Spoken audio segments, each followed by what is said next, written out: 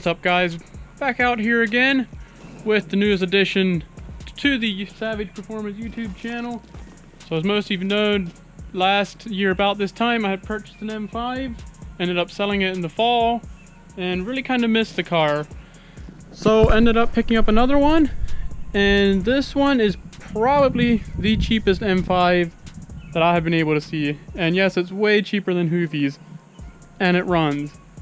So let's go over some of the stuff we got going on this one. This is also a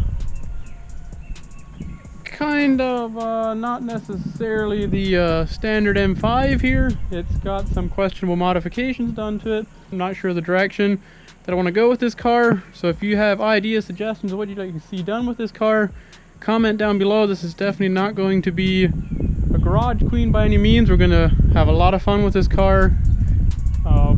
I will be going over in a future video the exact cost and what all was needed to be done to it to get it back on the road and all that stuff. But for now, today we're just kind of going to go over the car, see what it is, see what we got to do, and kind of get an introduction of what it is. So number one, it's a 2006 E60 BMW M5. Obviously it's got the S85 V10 in with the SMG transmission. Now this car is relatively high mileage. It's got 141,000 miles, I believe. I picked this one up again off a Copart, similar to my S6 here. However, this one, rather than being having mechanical damage, this one has front end damage, as we can see. However, it is fairly minor. You can see headlights cracked here a little bit. That is going to be fixable. Everything functions on there. Bumper was pushed in a little bit. I think talking to the body shop, they were thinking they'd be able to just simply repair this bumper. The next issue we have is the hood was crinkled just a little bit right in here. But again, we will probably just be straightening this out and touching it up. When I bought the car, I was assuming, obviously I bought this car sight unseen. I was assuming and hoping that this would be vinyl wrap. I really wanted a white M5 to match my S6 over here, but when it showed up, it's actually paint. Now I have to say, it looks a whole lot better in person than it does in any picture and video. When I saw it before I bought it, I was like, there's no way that this two-tone is ever going to be able to stay. However, now that I've had it for a little bit, I think I'll be able to live with it. Obviously with this car, it's not going to be in the budget to repaint it. The car is just simply too high mileage, just in the overall too rough condition to make that worth considering, especially anyway at this point. So we are going to be rocking this paint scheme. Slight chance that it might get wrapped down the road, but for now we're going to be rocking this paint scheme. As we can see here, we got ourselves some 20 by, I believe, 11 wide wheels. I haven't taken them off to actually inspect them. It's currently got 285 35, I believe, 285 30, 20 tires with some pretty decent stretch. I'll probably be bumping them up to probably a 305. I think I got clearance in here for a 305. Previous owner added about every carbon fiber piece he could find. We got carbon fiber splitter in the rear, in the front. We've got a carbon fiber deck lip. We got a carbon fiber rear visor there. We got a carbon fiber diffuser, and I haven't actually identified what exhaust he's got on here. From the pictures, I was assuming it's going to be an Iceman, but I haven't found any identification on it. So if you guys know what that exhaust is, comment below. I probably will be keeping the exhaust. It is a little quieter, especially coming from my last one, which was rear muffler delete, primary cat delete. So I was just simply running the secondary cats and the little baby resonators. So this one is a lot quieter. Not sure what route I want to go in exhaust yet. Other thing, the auction went and destroyed the trunk. Obviously the battery must have died and they didn't know how to release the trunk, so they just went and pried it open. I did do a little work and got the latch functional, so I may just be able to buy the this lower plastic piece here and cover that all up. We got ourselves a Rio M badge, another fancy M badge. One thing that I'm really happy about is it looks like the previous owner swapped in some LCI taillights. So that is a big plus. For all this other stuff, we actually got something worthwhile going here, along with the exhaust.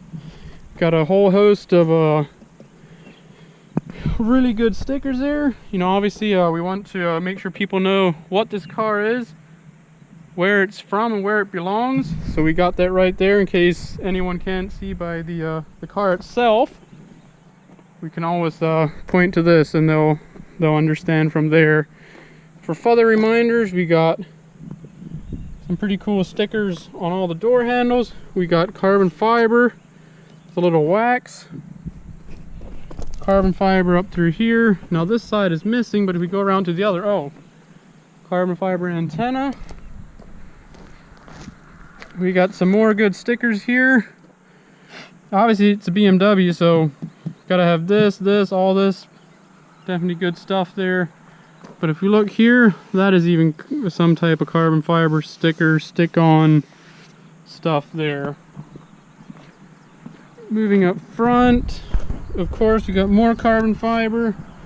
We got ourselves some carbon fiber hood vents that are just simply, these are actually not real carbon fiber, I don't believe. But they are just stuck, cut right into the hood. Obviously to release the heat that all the horsepower releases in here. We even got ourselves some carbon fiber headlight eyebrows. And that's pretty much, other than obviously this sticker. Of course we, for those times that we aren't hanging it sideways, we still want people to know that it can do it. So there we go. Overall pretty good setup, you know.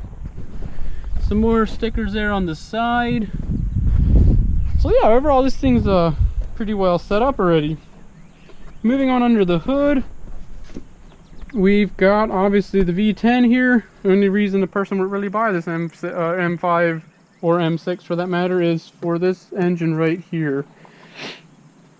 So as of this time, the engine's running great. I put a few miles on the car. When I got it, it did have a couple misfires. So I will probably be releasing a video shortly, kind of getting the engine running. Ended up doing spark plugs, a few coil packs, and then also had one dead throttle actuator. So that all got replaced, and the engine's running great. So moving on inside, not my choice of an interior color, but again, at the price point that we bought this car, there wasn't too many questions asked. You just pretty much take what you get. Interior isn't terrible condition. Obviously it needs a very desperate cleaning. Again, we got all kinds of carbon fiber type stuff going on.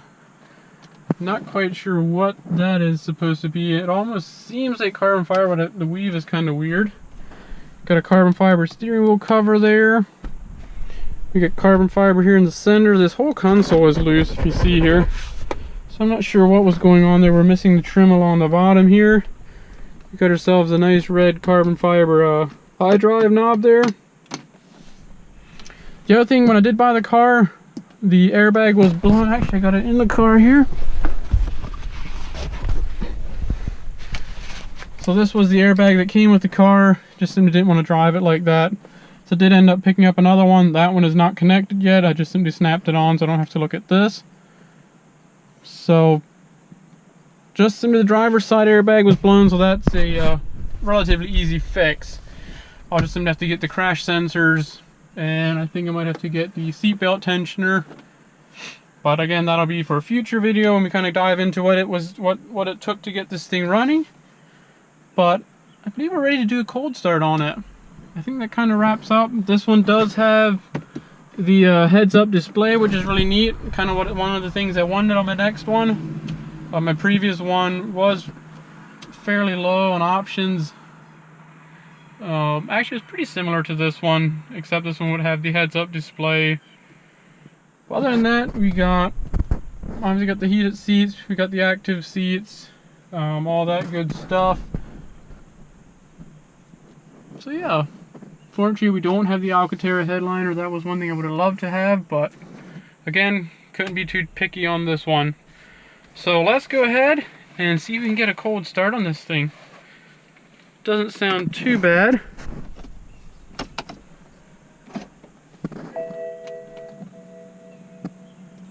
And again, we're gonna have a whole bunch of warnings because of the airbag, all that stuff, but the main components in this car are actually working.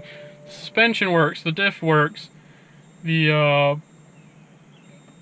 all the main components, the expensive stuff, some of the stuff I went through on my last M5 appear to be working on this one. We got parking sensor codes, we got the brake pad warning light. We'll have to do brakes on that, that'll be a future video. But other than that, all the main components of this car are running. Here we can see 141,000 miles. So I'm gonna go set you guys down and see if I can get a cold start.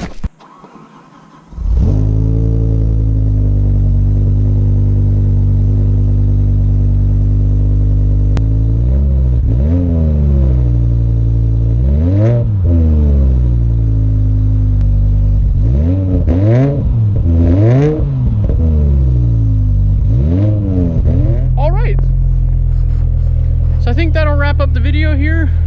Thanks for watching. Really do appreciate it. If you like the video, hit that like button, subscribe. There's going to be all kinds of stuff coming on this car. And again, if you have suggestions, things you'd like to see done to this car, this is going to be kind of the obnoxious M5 build. Car's already 90%, well I should say 99% obnoxious the way it is. So just throwing some ideas out.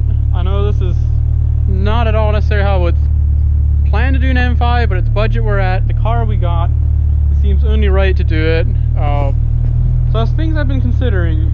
Number one, a nice wing. Obviously some exhaust work, turn up the volume a little bit. I've been considering either forced induction, either a supercharger kit or nitrous, kind of leaning towards the nitrous side of things. Have been considering gutting the car, half caging it, kind of setting it up as a race type car. I'm thinking obviously if we do a wing, we're going to need a nice splitter.